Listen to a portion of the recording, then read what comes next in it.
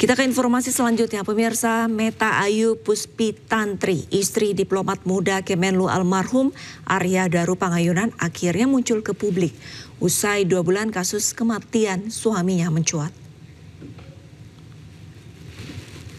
Didampingi keluarga serta kuasa hukumnya, Meta Ayu Puspitantri atau Pita menceritakan sosok Arya Daru yang dikenalnya sejak masih duduk di bangku sekolah dasar. Di mata Pita, suaminya adalah sosok yang sangat baik, tidak pernah menyakiti orang lain. Dirinya pun meminta kepada pihak presiden, pihak kepolisian dan Kemenlu agar kembali mengusut tuntas kematian suaminya. Dirinya berharap kasus kematian suaminya dapat selesai dengan jujur dan transparan.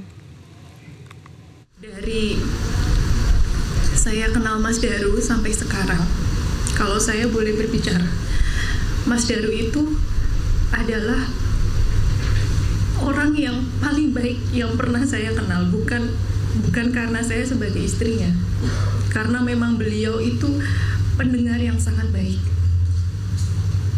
Beliau sering memberikan solusi yang itu menenangkan, menjaga amarahnya, dan saya banyak belajar kesabaran dari beliau, menjaga lisannya untuk tidak menyakiti orang lain.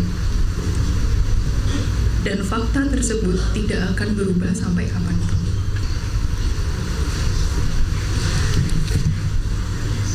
Kepada Bapak Presiden, kepada Bapak Kapolri dan Bapak Menlu, saya hanya bisa berharap dan memohon untuk kasus ini dapat selesai dengan baik, jujur, dan transparan.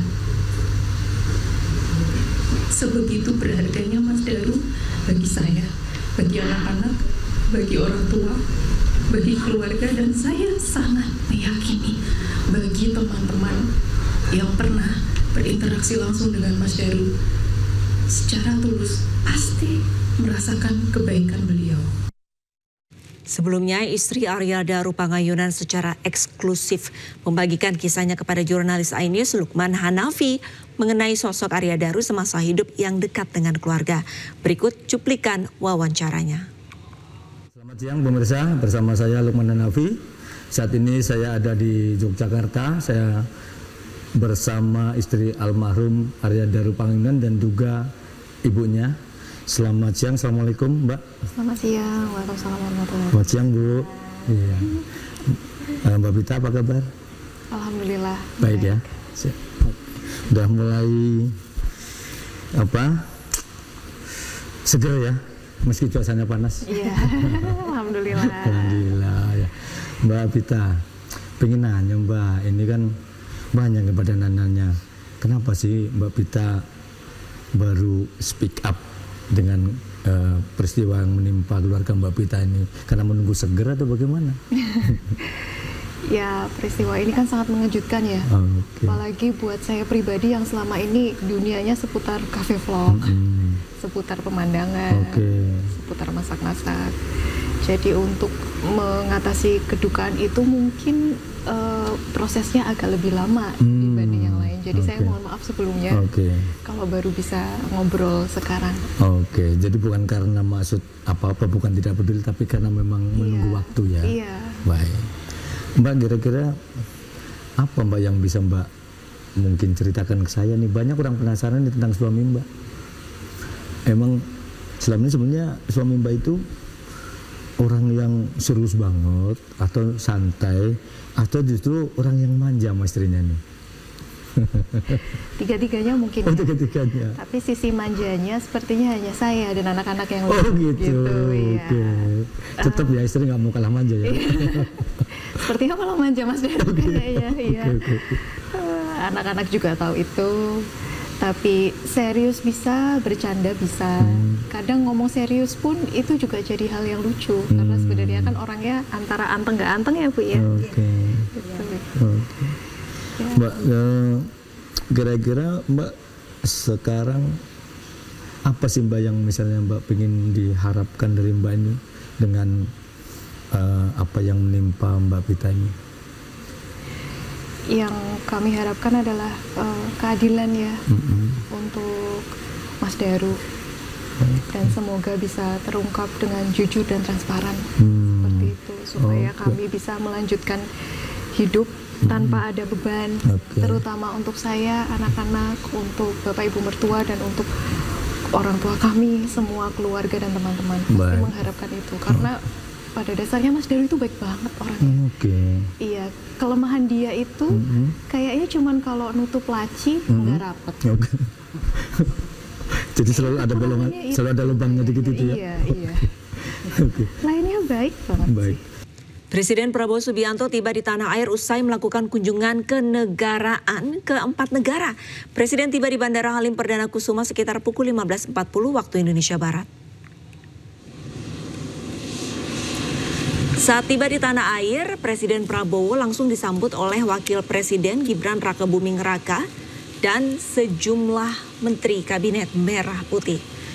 Sebelumnya Presiden Prabowo melakukan kunjungan ke 4 negara, diantaranya ke Jepang, Amerika Serikat, Kanada, dan Belanda.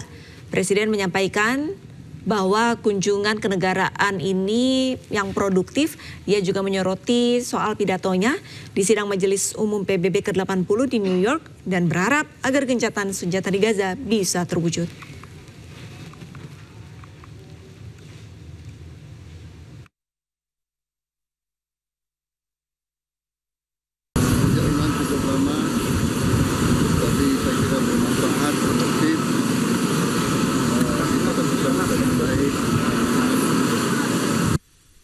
Alhamdulillah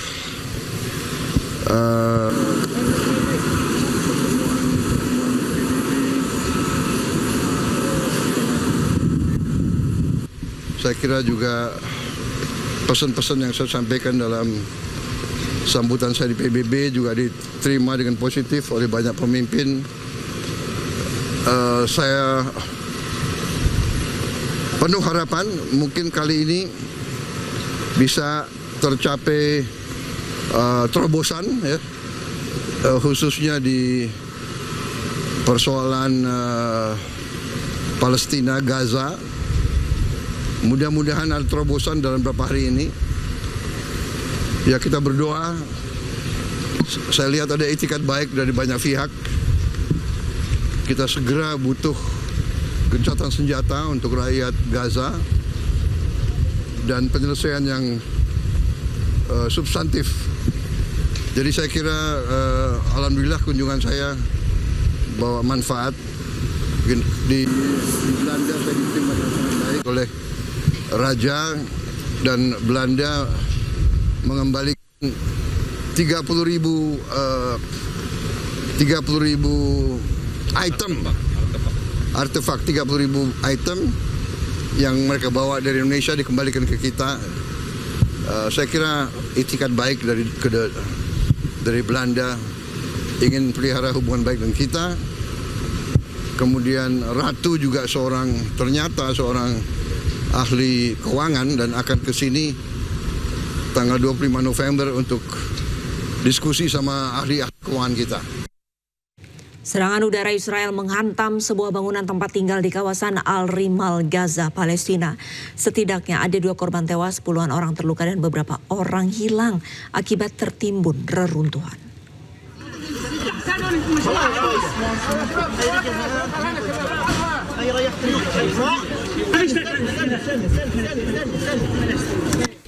Inilah momen menegangkan saat proses penyelamatan seorang gadis yang terluka di bawah reruntuhan setelah serangan udara Israel menghantam sebuah bangunan tempat tinggal setinggi 4 lantai dekat restoran Palmyra di lingkungan Al-Rimal sebelah barat kota Gaza Jumat waktu setempat.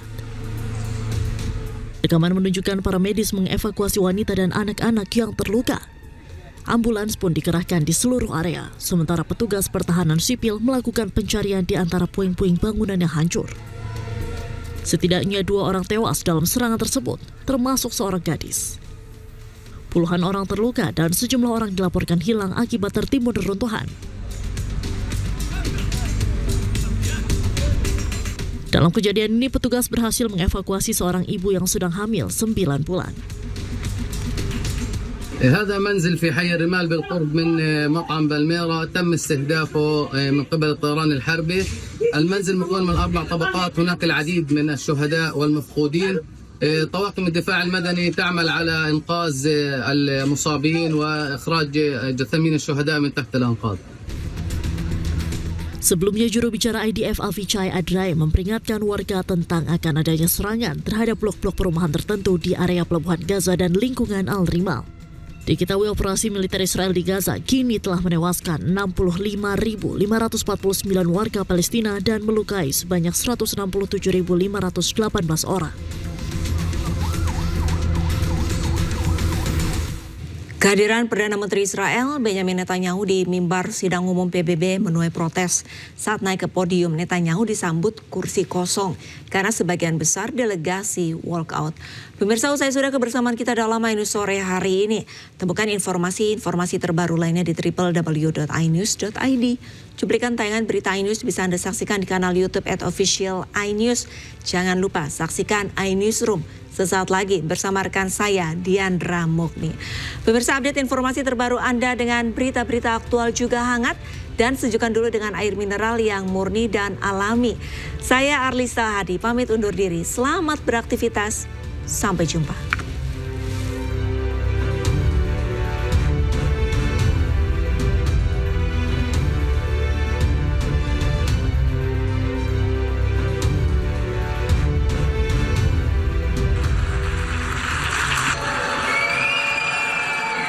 Please order in the hall.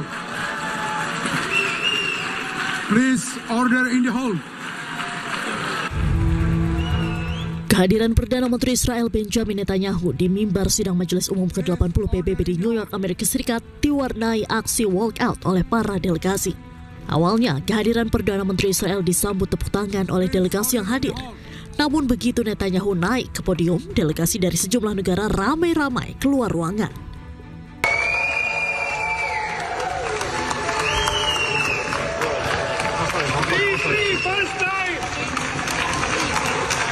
Untuk mencegahnya, pimpinan sidang Majelis Umum PBB sempat memukul palu dan meminta para delegasi untuk duduk. Sementara itu, Netanyahu terkejut dan terdiam di atas podium sambil bersiap untuk pidato. Saat awal pidatonya, Netanyahu menunjukkan peta berjudul Kutukan yang menurutnya merupakan poros teror Iran. Half the Houthi leadership in Yemen gone. Yahya Sinwar in Gaza, gone. Hassan Nasrallah in Lebanon, gone.